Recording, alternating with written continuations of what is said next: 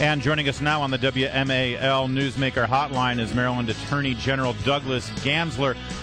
Attorney General Gansler, we've been speaking all week about this egregious case of the Baltimore City Detention Center and the fact that many of the female guards, 13 in all, have been indicted. 4 of them were actually impregnated by the head of this gang at the prison. It seems like the inmates were truly, literally running the asylum there.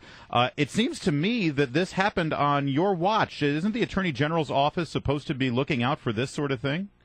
Absolutely not. I mean, what did happen had nothing to do with our watch. We're the lawyers for the state and all the different state agencies. It actually comes under the Department of Corrections, and it was a state-run. It is a state-run facility, so it comes under the state administration. And yet the feds are the one, excuse me, Attorney General, but the feds are the one who actually discovered this. It doesn't seem like any state law enforcement officers actually discovered this corruption. Well, and thankfully so. Rod Rosenstein is the United States Attorney in Maryland, and his office did uncover and did issue the indictment and did do the investigation.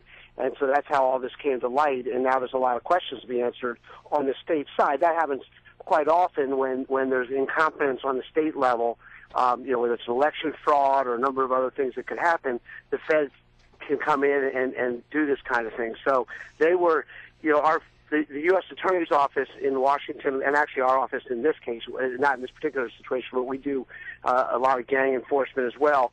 What the U.S. Attorney's Office has done a lot of gang indictments, a lot of investigations, and they were looking into this gang and found out that it was actually being run from the facility. Right. So we're able to do a long investigation and uncover some absolutely incredible things, and so now a lot of things need to be answered. Douglas Gansler, you just alluded to incompetence on the state level. Based on what you know about the case, and I'm guessing you know a lot more than the public knows, where is that incompetence? Where does the blame fall?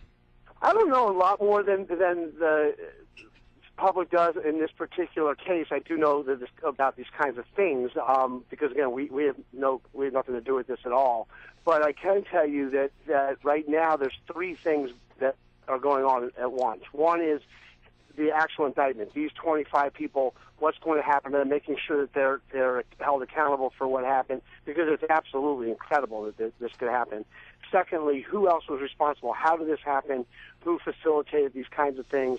And then third, which I think is almost as important, is where else is this happening around the state in state facilities, and what is being done? What kind of policies and procedures are putting in place so this kind of thing can't happen again? I mean, remember. Go ahead. I'm just trying to get the clarification on this, because you're the Attorney General of the state. You do have the ability to conduct investigations, do you not? Yes. Yes, and you do have people that are able to go out into the field and gather evidence, do you not? Yes, we do. And so why wouldn't this be on your watch?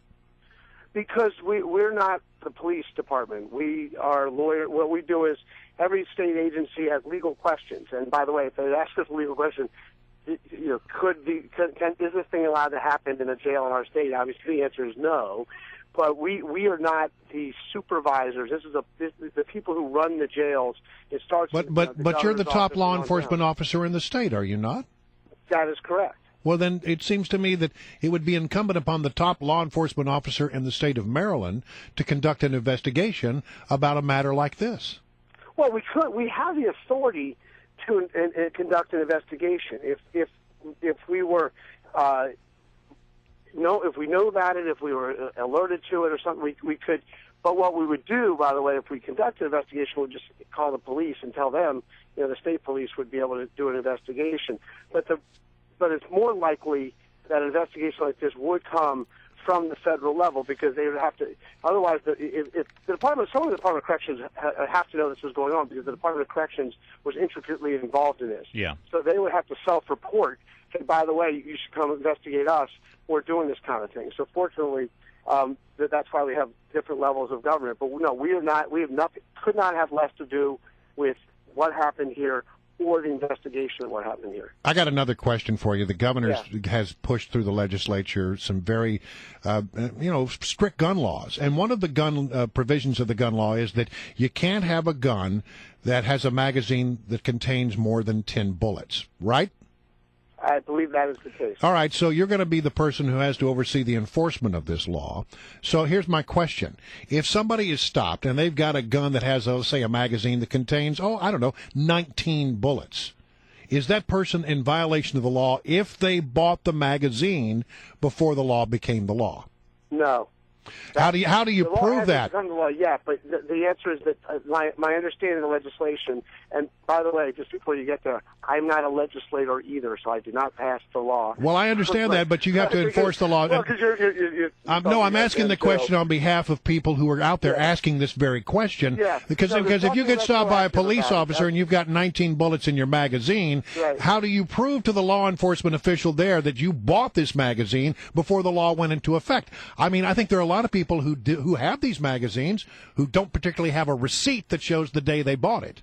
Right. So it's two things. One, none of the law can be retroactive because that would have constitutional implications. And secondly, the burden would not be on the person to prove that they bought it recently. In other words, it would be the states. The government would have to prove that this was purchased after, or was not in their possession prior to the implementation. So it's of the law. upon the law enforcement official to prove it. So what you're telling me that if stopped and you have a magazine that has 19 bullets, it's not going to be confiscated and you're not going to be arrested.